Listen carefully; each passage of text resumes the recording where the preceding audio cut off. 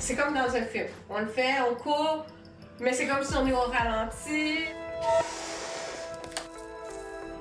On décolle à 4h30 pour se rendre à l'aéroport à 5h.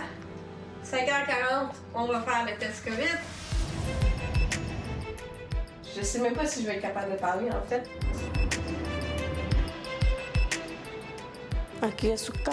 Ici, c'est chez elle. Elle peut venir quand elle veut. Les portes sont ouvertes. La nuit, quand j'ai me couché, je me demandais où était-elle. Est-ce qu'elle habite ici? Est-ce qu'on l'a amenée ailleurs?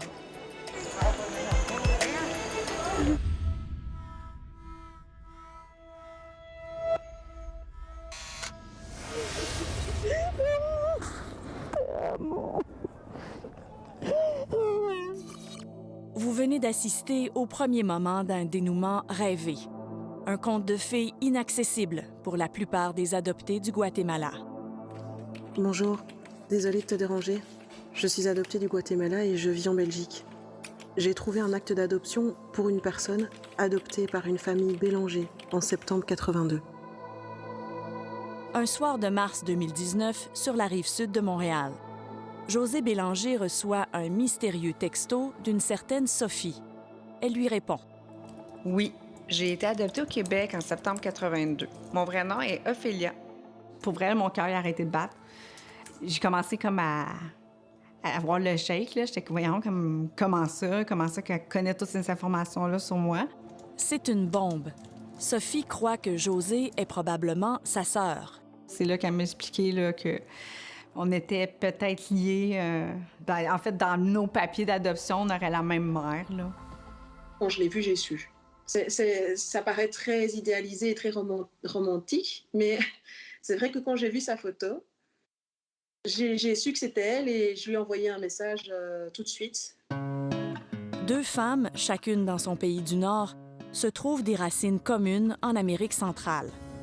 Des milliers d'autres adultes adoptés au Guatemala cherchent eux aussi et se demandent s'ils ont été trafiqués, volés ou vendus.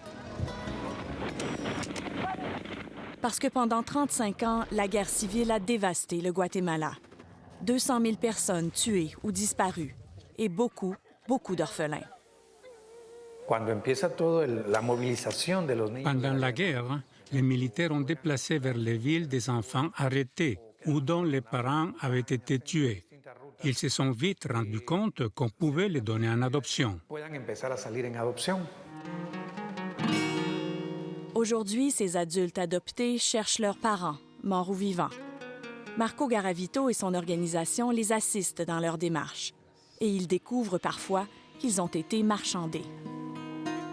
Quand le commerce est devenu prospère, les enfants de la guerre ne suffisaient plus à la demande qui a surpassé l'offre. Alors, ces gens ont commencé à recruter des jeunes filles enceintes. Au moins 50 000 petits Guatémaltèques ont été adoptés vers l'étranger durant 30 ans. Un phénomène devenu très lucratif très rapidement, rappelle l'anthropologue Alejandra Colom. Ça a devenu un peu une industrie, top les avocats, qui étaient au top des chaînes, les traducteurs, les familles d'accueil qui recevaient les enfants. Il y avait les fonctionnaires publics qui recevaient de l'argent pour faire le processus passer plus vite. Un système de vente et de trafic d'enfants mis sur pied pour répondre à la demande internationale, comme plusieurs rapports l'ont confirmé. Pour adopter facilement, c'est au Guatemala qu'il fallait aller, parce que les avocats contrôlaient tout le processus. Ça veut dire que l'avocat qui représentait les parents adoptifs représentait aussi l'enfant et sa mère biologique. Donc ça ouvre la porte pour n'importe quelle sorte d'abus. Des abus comme des adoptions légales en apparence, mais où l'identité et le consentement des parents ne sont pas toujours vérifiés par l'État. C'était courant à partir des années 80, ce qui n'empêchait pas le Guatemala d'avoir la cote au Québec. Après la Corée et Haïti, c'est là que les Québécois vont le plus souvent chercher des enfants. Ça ici, là, c'est la fête de bienvenue à Johanna. Pauline et Jean-Guy Lorrain ont fait partie de cette première vague. Le couple avait déjà un fils. En 1986, après une longue attente, ils partent enfin chercher leur fille à l'orphelinat. C'est la même chose que quand le bébé sort de ton ventre, puis ils te le mettent là, sur toi, puis tu vois ça, cette petite affaire-là, là, cette petite... C'est à moi! J'ai une super belle enfance. J'ai été aimée, j'ai été encadrée. Puis jusqu'à l'âge de l'adolescence, je me suis jamais posé la question pourquoi je suis brune puis que mes parents sont blancs. De quoi vous êtes certaine sur votre identité? Que j'ai la peau brune, les yeux bruns, puis que je suis une fille. C'est ça. Parce que mon prénom, je suis pas sûre que c'est mon vrai prénom. Ma date de naissance, je suis pas certaine de mon âge. Je ne suis absolument certaine de rien. Elle ne sait pas non plus si elle a été volée, vendue ou, dans le meilleur des cas, abandonnée. Ses papiers ne contiennent aucune information sur sa mère. À l'époque, ses parents avaient fait affaire avec une agence québécoise accréditée et bénévole. Mais le bénévolat, semble-t-il, ça s'arrête au Québec. Nous autres, ils nous avaient dit qu'il fallait apporter du comptant. Puis moi, j'écoute. Je suis docile, donc j'avais apporté du comptant. Donc j'avais ça dans ma ceinture. Vous aviez combien? 2800 US. Ça fait là... Presque 3 000 $ transmis directement à l'avocat guatémaltèque. On a laissé notre argent. Là, il l'a mis dans le coffre-fort, devant nous. Puis là, il nous a donné une date. Je vais aller chercher à l'hôtel à telle heure. Puis on va aller chercher Johanna. Comment vous vous sentez par rapport à une scène comme ça? N'importe quoi. C'est là que je me dis, OK, j'ai été achetée. C'est ça, le trafic humain. C'est pas hey, rentre dans mon magasin, j'ai 8 personnes, laquelle tu veux. C'est pas ça du tout. C'est des papiers tout croche, de place tout croche. C'est de l'argent mis dans une enveloppe. Pour moi, je payais pas pour adopter. Moi, je payais pour les frais de cours. On savait que tout coûtait quelque chose. Donc, on savait qu'à quelque part, le juge qui mettait son étampe, qui en coûtait peut-être, je sais pas moi, 10 US, il en chargeait peut-être 20. On savait, c'est le système. Avec l'encouragement de ses parents, Johanna a cherché des traces de son passé. C'est en voyage au Guatemala qu'elle a réalisé la profondeur de la blessure causée par les adoptions de masse. Les plus âgés, dès que je disais que j'avais été adoptée, c'était la tristesse. Le regard s'éteignait. Puis je voyais vraiment une tristesse, puis j'y perdais. Fait qu'à un moment donné, j'ai arrêté. Vous avez arrêté quoi? J'ai arrêté de dire que j'étais adoptée, que je venais du Guatemala. Tu te souviens-tu? Non. Elle n'est plus retournée depuis. La quête de Johanna est en suspens.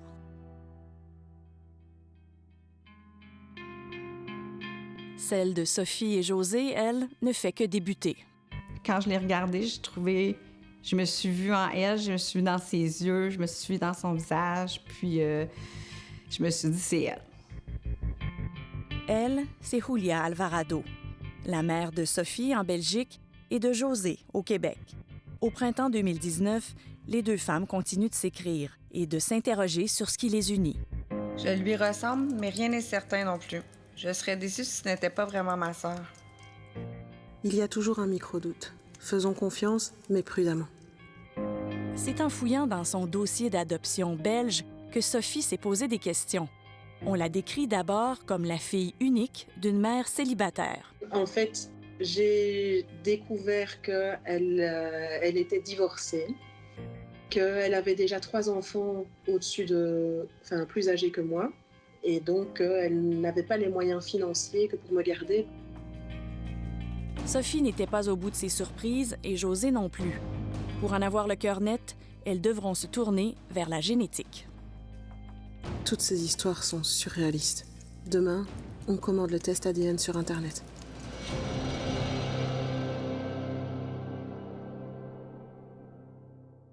Après la pause, une histoire d'adoption qui tourne au cauchemar.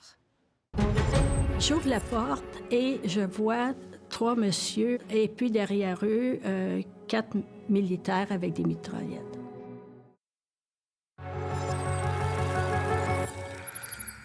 L'adoption au Guatemala avait la réputation d'être rapide, facile et vous allez le découvrir, parfois inhumaine.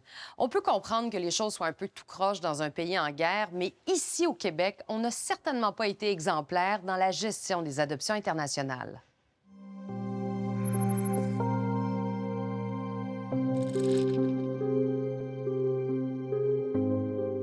Novembre 81, il y a 40 ans.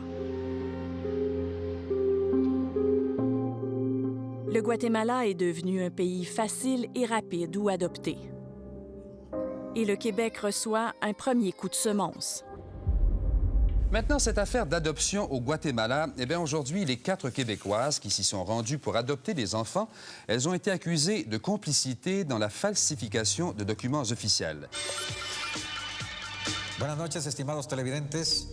Ici comme là-bas, l'affaire fait grand bruit pendant des semaines. On est à l'hôtel, dans notre chambre, 4 femmes, 5 enfants, et ça frappe à la porte de la chambre.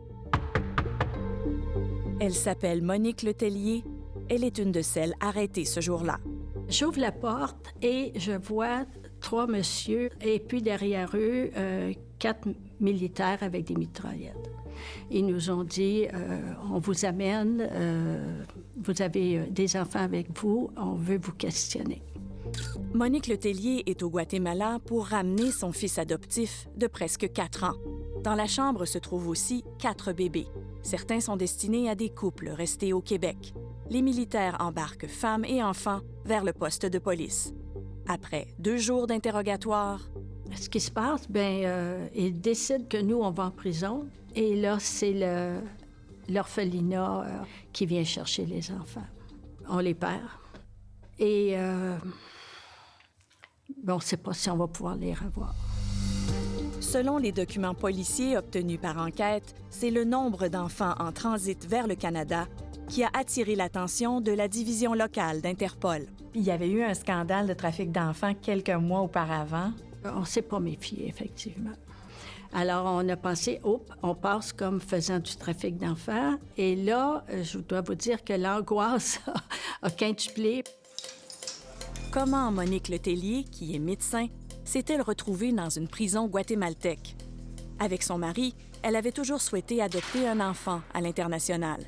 Mais elle a déjà un fils et fait face à des années d'attente sur la liste des services sociaux. On m'a répondu, vous avez déjà un enfant, et il n'est pas question que ce soit votre tour à cette fois-ci. Alors, donc là, on s'est vraiment engagé dans la voie privée.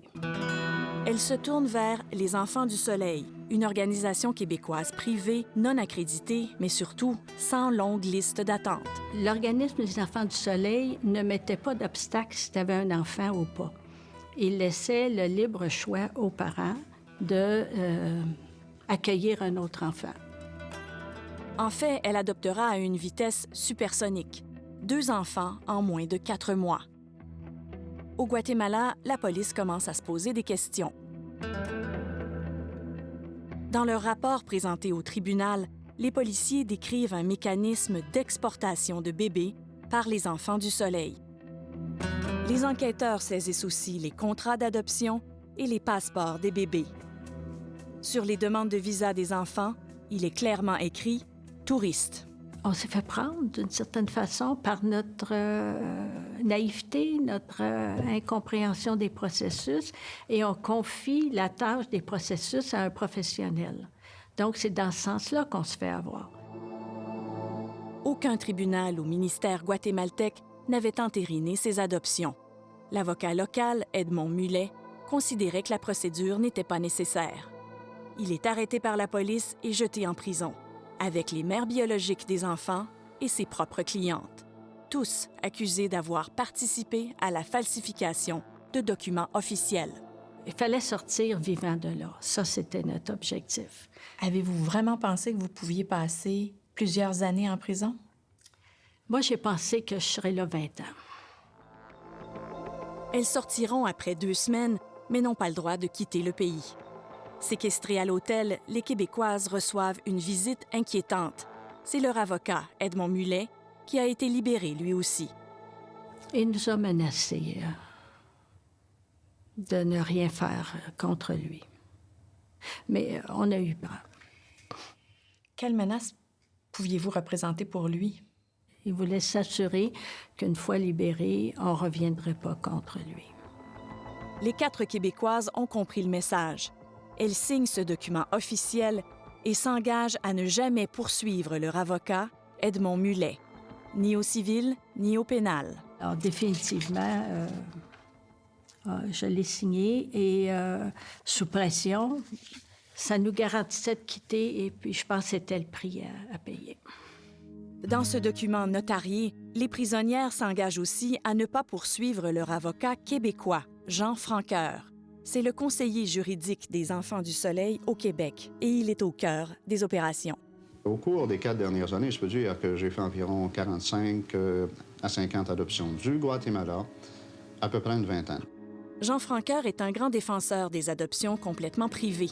En entrevue à Radio-Canada en 1982, il explique pourquoi, à son avis, il y a tant d'enfants disponibles au Guatemala. Il y a des personnes qui vont donner leur enfant parce que l'enfant meurt de faim. D'autres vont donner leur enfant parce que c'est la mentalité, quand elles voient un bel homme, elles veulent tomber enceintes. Puis là-bas, elles ne connaissent pas les pilules. L'épouse de Jean Franqueur, Lise, a été arrêtée au Guatemala avec sa mère et en même temps que Monique Letellier. Les deux femmes devaient ramener des enfants au Québec pour des couples qui n'avaient pas voulu se déplacer. Finalement, après 1 mois de détention, les accusations tombent. Les Québécoises sont libérées. Innocentées par la justice guatémaltèque, les 4 Québécoises ont été autorisées à quitter ce pays. À l'aéroport, elles retrouvent leurs enfants québécois. Mais où sont les bébés adoptés? Ils sont restés au Guatemala, à l'orphelinat, le temps de régulariser leur statut. Les délais auront des conséquences dramatiques pour Mme Letellier et sa famille, comme vous le verrez plus tard. Ni Maître Jean Franqueur au Canada, ni Maître Edmond Mulet le sieur au Guatemala. Dans les mois qui suivent le scandale, d'autres parents dénoncent aux journalistes. On s'aperçoit que le tandem Franqueur-Mulet est au cœur d'une quinzaine d'adoptions bâclées. Monsieur et Madame André Valade vivent le même problème. Le petit Hugo est arrivé lui aussi, il y a 2 ans. Les honoraires des avocats ont été entièrement défrayés. Mais les procédures d'adoption restent à faire. Malgré les nombreuses irrégularités, les adoptions vers le Québec ne feront qu'augmenter dans les années 80 et 90. Lucien Leblanc a été l'un des premiers directeurs du secrétariat à l'adoption internationale, créé après le scandale des Québécoises arrêtées. Il se souvient de l'énorme pression imposée par les parents adoptifs de l'époque. C'était un enfant à tout prix. Pas de règles, le moins possible. Laissons ça aux avocats. C'était la négation de tout ce qui pouvait faire en sorte que le besoin d'avoir un enfant soit retardé. On ne voulait pas. Cette lettre que nous avons obtenue témoigne de l'attitude de l'époque. L'avocat Jean Franqueur propose à son collègue Edmond Mulet de placer encore plus d'enfants guatémaltèques au Québec, en transférant les enfants à l'essai dans un contrat de probation. Et ce, avant même que les parents québécois ne soient évalués par les services sociaux. Une étape pourtant obligatoire à l'époque. Ça, là, c'est une façon de contourner la loi. Ah oui. Oui, c'est une façon de contourner la loi. C'est comme on parle des contrats de probation. Mais là, on a... C'est un enfant, là. C'est pas un tracteur qu'on vend, puis essaye-le pendant 1 an, puis si c'est pas capable, on va le reprendre. C'est pas ça, là. Rejoint par courriel, Jean Franqueur soutient qu'il ne s'agissait que d'un projet, jamais réalisé. Il nie avoir fait quoi que ce soit d'illégal ou d'irrégulier dans ses dossiers d'adoption. En 1984, son confrère Edmond Mulet est inculpé à nouveau. On l'accuse cette fois d'avoir dirigé un réseau de trafic d'enfants vers le Canada. Ces accusations sont tombées, comme les précédentes. Maître Mulet affirme n'avoir rien fait d'illégal et être victime d'un complot politique. Il est aujourd'hui candidat présidentiel dans son pays.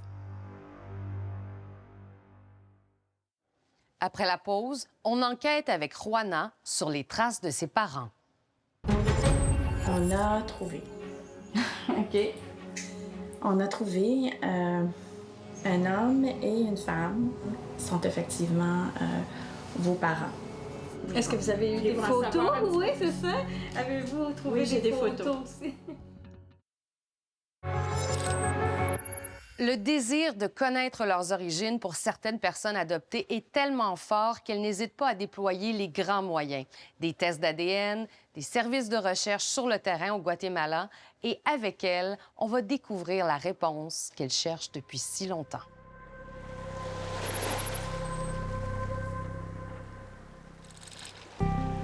Les petits adoptés du Guatemala sont maintenant devenus grands et partout au Québec, ils se demandent par où commencer. Ici, dans sa petite maison de Saint-Jérôme, Juana Lorrain cherche elle aussi, depuis 20 ans, avec des documents contradictoires ou incomplets. Dans mes papiers, en espagnol, j'ai les 2 noms de mes parents.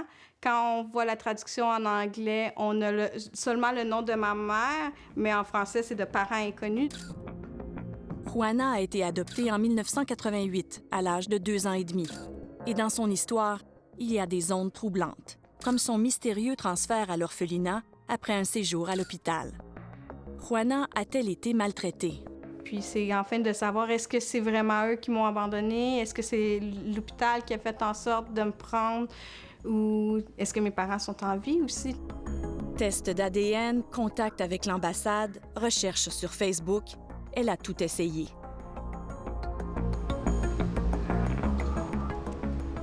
Nous prenons les choses en main, à l'aide d'une avocate guatémaltèque spécialisée dans ce genre de recherche.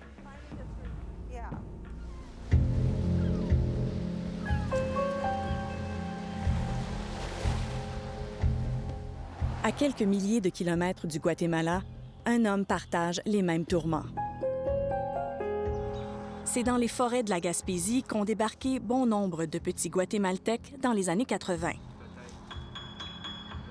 J'ai l'impression d'avoir une vie, mais 2 réalités. Une au Québec, une au Canada, qui est remplie d'histoires, d'images, voilà. Puis une autre au Guatemala qui est vide. Son nom, à lui, c'est Ignacio, même si on l'a renommé Kevin à son arrivée ici, à Amqui. C'était en 1986, il n'avait pas encore 3 ans. Beaucoup de gens vont dire « on t'a sauvé en allant te chercher là-bas ». On t'a sauvé d'une misère, on t'a sauvé d'une précarité, donc tu nous es donc redevant. Mais moi, j'ai rien demandé. J'ai absolument rien demandé d'être ici. Il était trop jeune pour se souvenir de ce qu'il a quitté, mais il n'arrive pas à oublier ce qui l'attendait ici. Ça a été un épisode comme traumatisante. Voilà, c'est ça qui me fait comme pas filer bien, en fait. J'ai peur. Il a encore peur aujourd'hui. Ignacio a été victime de sévices physiques et psychologiques pendant plusieurs années. Son parcours en Gaspésie s'est terminé dans la famille d'accueil où la DPJ l'a transféré pour le protéger. Moi, je suis parti d'ici quand j'avais 19 ans, puis j'avais comme revenu habiter ici. Ouais. Et je ne reviendrai jamais habiter ici. Depuis, il cherche sa famille, mais il a l'impression de tourner en rond. Mettez-vous comme dans notre place comme 2 secondes. Là. T'es né dans un pays, on t'adopte, t'arrives par exemple ici comme au Canada, puis là, un jour comme t'aimerais ça comme entreprendre des démarches pour connaître ton passé. Mais là comme t'as pas de contact, tu parles pas de la langue, tu connais pas le contexte politique, il nous manque des outils en fait. Avec l'espoir qui lui reste, il repart une 3e fois vers le pays qui n'est pas vraiment le sien.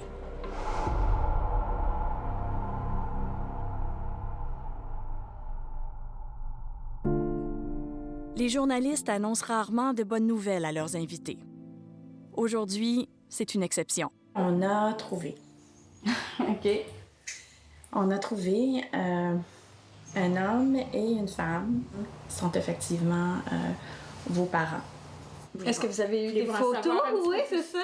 Avez-vous trouvé des photos aussi? Il y a une photo de votre sœur là-dessus. C'est votre sœur. Elle s'appelle Ingrid.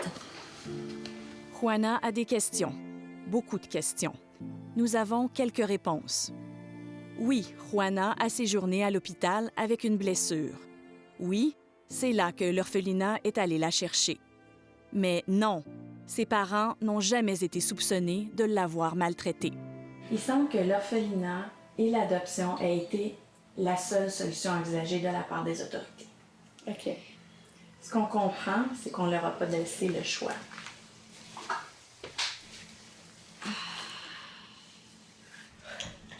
Je m'excuse. Après, les choses vont vite. La famille biologique de Juana est impatiente de la rencontrer. Elle ira les rejoindre à la fin de l'été avec son amoureux. À 3000 km, les préparatifs débutent.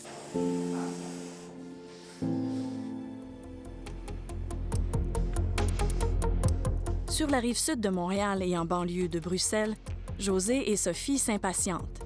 Elles attendent les résultats de leur test génétique depuis 1 mois et demi. Sont-elles, oui ou non, sœurs ou demi-sœurs? Il leur faudrait 25 à 50 % d'ADN commun pour le confirmer. Si on n'est pas sœurs, on reste en contact, n'est-ce pas? C'est sûr. J'ai reçu les résultats. 0,2 % d'ADN commun. Elles sont peut-être cousines, mais de très loin. Je suis déçue, mais c'est pas un choc. Ils nous ont bien trafiqué nos dossiers, c'est con. Et donc ça a été une claque quelque part parce que on savait qu'il y avait eu des trafics dans les dossiers, on savait qu'il y avait eu des fratries supposées qui existaient, pas existaient, etc. Mais là, c'était la preuve qu'il y avait eu des choses pas nettes. Récapitulons. Sophie fait des recherches en Belgique. Elle se découvre d'abord 3 frères et sœurs. Elle en trouvera finalement 7. 7 frères et sœurs, tous en principe issus de la même mère. Au moins 2, Sophie et José, n'ont aucun lien génétique. Mais qui est cette femme? Quel est son rôle dans un potentiel trafic d'enfants?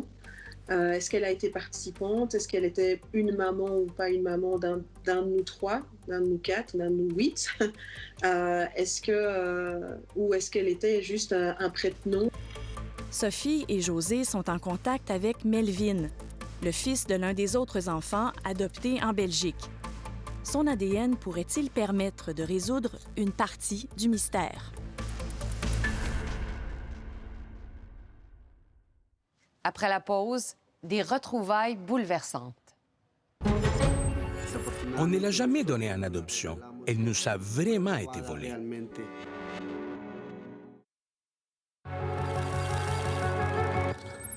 Vous l'aurez compris, comme les documents d'adoption contiennent plein de faussetés, c'est rare que les enfants guatémaltèques réussissent à retrouver leurs parents. Mais quand le miracle se produit, c'est vraiment émouvant.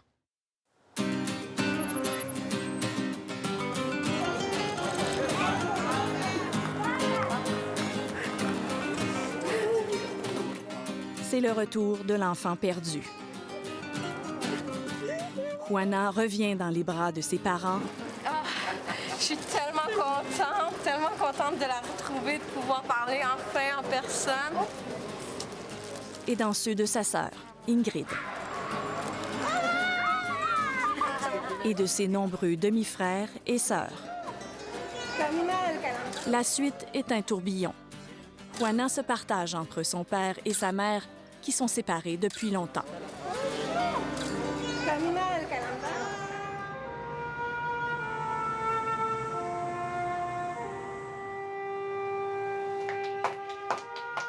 Comme pour rattraper 3 décennies en 2 semaines,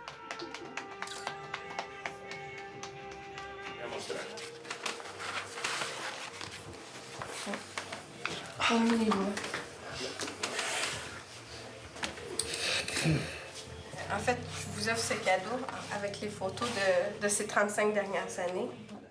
et commencer à comprendre ce qui s'est vraiment passé en 1985. La tierra de Guatemala la reclama. La terre du Guatemala la réclame, car elle est guatémaltèque. Des sangs, des naissances. Nous ne l'avons pas donnée en adoption. Elle nous a été vraiment volée. Volée. Un terme que les 2 parents répéteront plusieurs fois. Pourtant, les documents que nous avons obtenus au Guatemala sont formels. Juana a été abandonnée. Falso. Faux. Faux. C'est un mensonge. Non, jamais, jamais, parce que quand je suis arrivée à l'hôpital, ma fille n'était plus là. Juana était à l'hôpital parce qu'elle était blessée. 35 ans plus tard, on ne sait toujours pas ce qui s'est passé. Le nouveau conjoint de sa mère a été soupçonné de l'avoir maltraitée, mais ses parents, jamais. Dans les dossiers que nous avons obtenus, il est clair que l'État ne proposait qu'une seule option, l'adoption de Juana, même si son père avait réclamé sa garde. Nous étions jeunes, inexpérimentés, pauvres, analphabètes, et ils en ont profité. Nous n'avons jamais donné notre fille en adoption. Chacun se serait fait dire, séparément, que l'autre parent avait consenti à l'adoption. Juana est restée à l'orphelinat où ses parents n'ont pas eu le droit de la visiter. J'ai beaucoup pleuré. On ne me laissait pas voir ma fille. Finalement, je l'ai vue de loin. Elle était à la fenêtre du 12e étage. Virginia ne pouvait pas le savoir, mais à ce moment-là, sa fille était déjà promise à un couple du Québec. En 1988, c'est ici que les parents adoptifs de Juana étaient venus la chercher. Aujourd'hui, c'est une prison pour les délinquants endurcis et les gangs de rue. Les gardes hésitent à laisser entrer une touriste, mais Juana insiste. Pour elle, l'établissement fait partie de son histoire. J'ai vécu quand même de 8 mois à peu près à 2 ans et demi ici. Donc, c'est fâchant de ne pas savoir où est-ce que j'ai pu marcher, où j'ai grandi, à quoi ça ressemblait.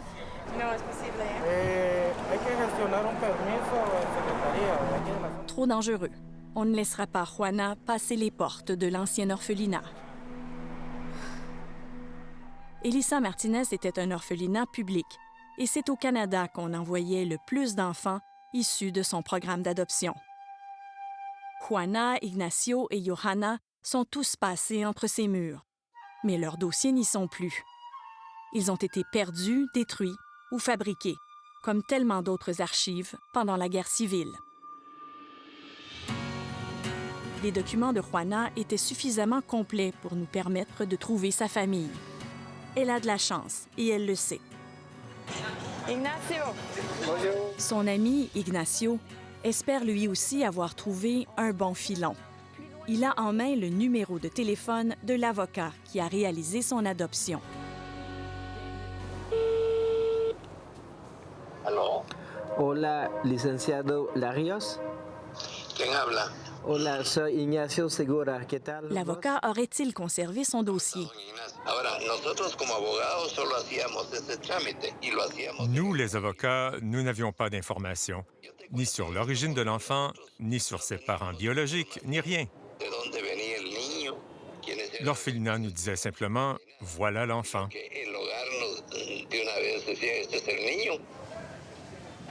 L'avocat n'ira pas plus loin. Ignacio se retrouve à nouveau bloqué dans la recherche de ses parents et de son pays. Ici, on voit comme un étranger, en fait. C'est ça qui fait mal. C'est ça qui est bouleversant, en fait. J'ai bien beau comme essayer d'être comme les gens d'ici, d'être un Guatémaltèque, mais j'ai beaucoup à rattraper.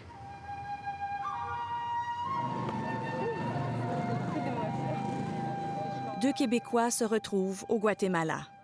Ils cherchent la même chose, mais une seule à trouver. Je suis totalement content pour elle. Je pense que c'est le rêve de plusieurs personnes adoptées, dont le mien, de pouvoir un jour retrouver ma famille biologique. Mais aussi, j'ai découvert en moi de la jalousie. Je suis jaloux.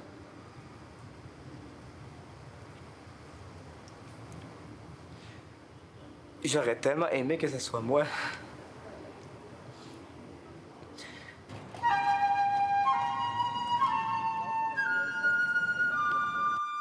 Juana le sait et elle soutient Ignacio dans sa démarche.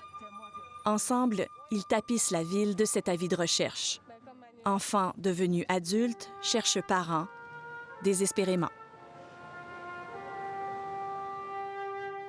Presque en même temps, Sophia en Belgique et José au Québec s'apprêtent à lever un nouveau pan du mystère, celui de leur supposée mère, Julia Alvarado.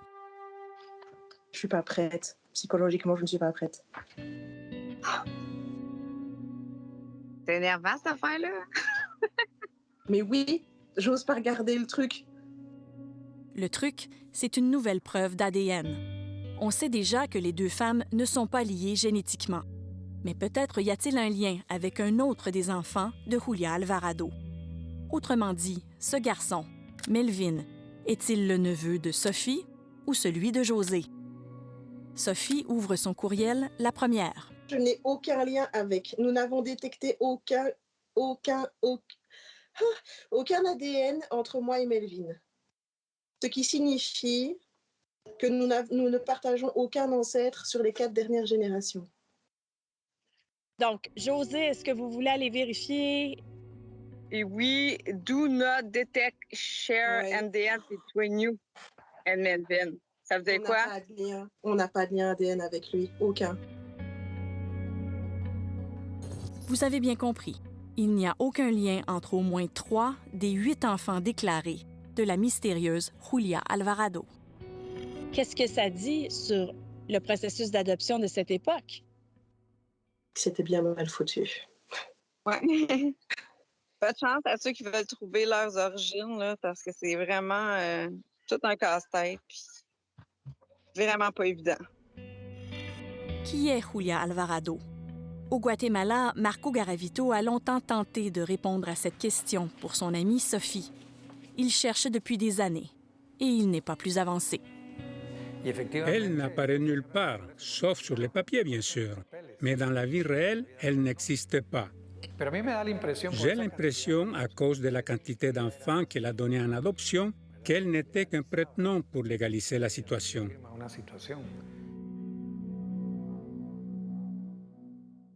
Au retour, comment cette expérience si riche en émotions a changé leur vie? On n'a pas eu un beau passé, mais on a eu la chance de survivre et d'être ici au Québec.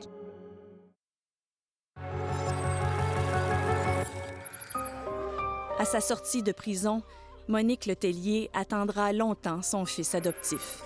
Il est resté à l'orphelinat au Guatemala. Je l'avais connu joyeux, jovial.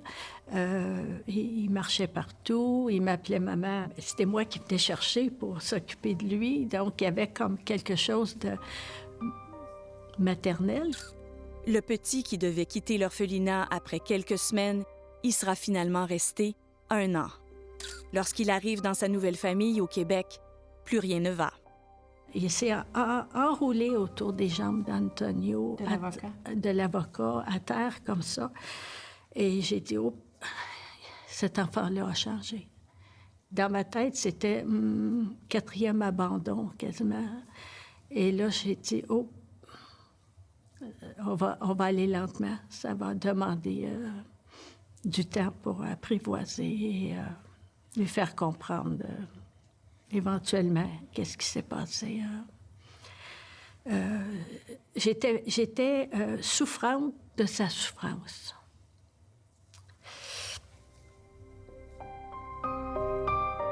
La greffe ne prendra jamais. Le petit garçon ne réussira pas à s'attacher, ni sa famille à le sécuriser. Quand une travailleuse sociale lui propose de changer de famille, il accepte.